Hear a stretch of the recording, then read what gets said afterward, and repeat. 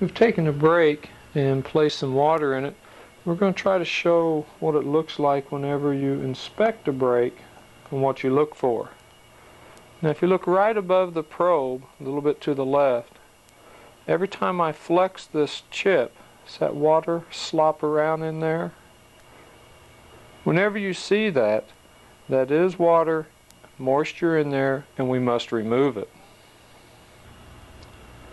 If a brake has a lot of moisture in it, we can take our 6-inch probe, flex the chip.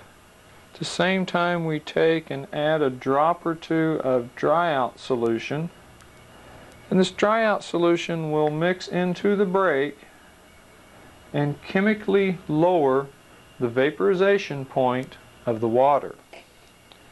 Now, if you need to drill a brake, should it be a combination or star, go ahead and drill it. That will help get the moisture out. And we're going to take our vacuum pump that we use with the resin pump assembly and attach this little cup to the bottom of the hose. Place it over the brake and pump up just as strong as vacuum as we can get. Now this will also lower the vaporization point of the water. And by vaporization point I mean water will boil at 212 degrees at sea level. And if you take that water and put it under a vacuum, it will boil at a lower temperature. So what we try to do here is put a vacuum on the water. We can take our dry out solution if it's a wet, very wet brake, and chemically lower the vaporization point. And then we're going to take a match or two and heat it up to get it to turn to vapor and then get it pulled out of the brake. Now if you want to just attach the vacuum pump and put a vacuum on the brake, that will eventually get it dried out. But if you use the heat and the vacuum in combination, it'll speed this process along. Again, since we are getting this water to turn to a vapor at a lower temperature, I like to use the word vaporization point. Now I can run 2 or 3 matches back here and not worry about a daisy, because we are pulling on this brake. We are not putting it under pressure as if we had the resin pump assembly on. So here we're actually pulling on the brake, not pressuring resin in. Some guys like to use matches. Whenever the match gets down and starts to burn your finger, you know it's time to quit. Other guys will use lighters. Now, lighter's okay to use if you remember to stop.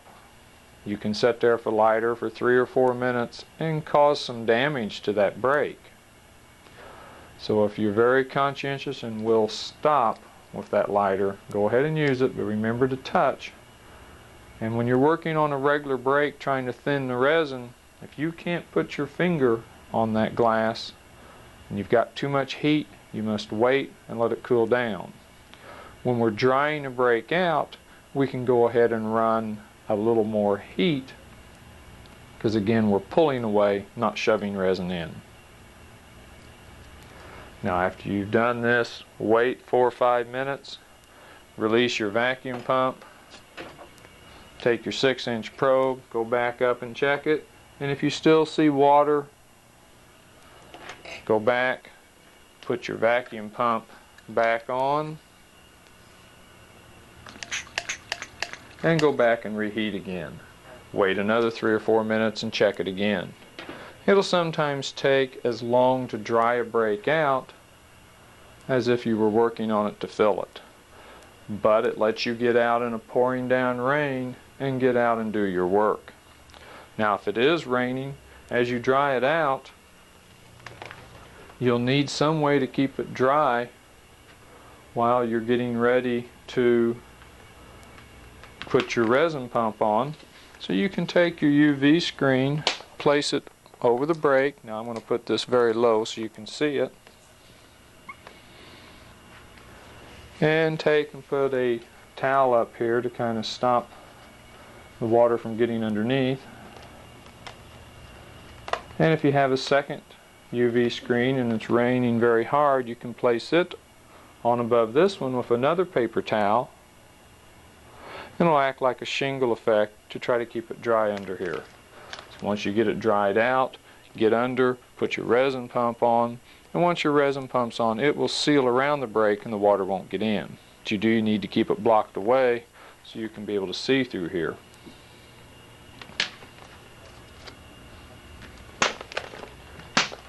Okay, again, we'll take the pump off, check, and if we don't see any more water, then we're ready to go ahead and start to repair. So to dry them out, if it's very wet, use your dry out solution, add your vacuum pump to put a vacuum on that water so it'll turn to vapor easier, and place heat on the back to warm it up and get it to turn to that gas so we can get it pulled out. You need to check for this at all times. If it's 20 degrees outside, come in, put a match or two on the back of the glass, heat it up, and get that frozen water to turn to a liquid so you can see it.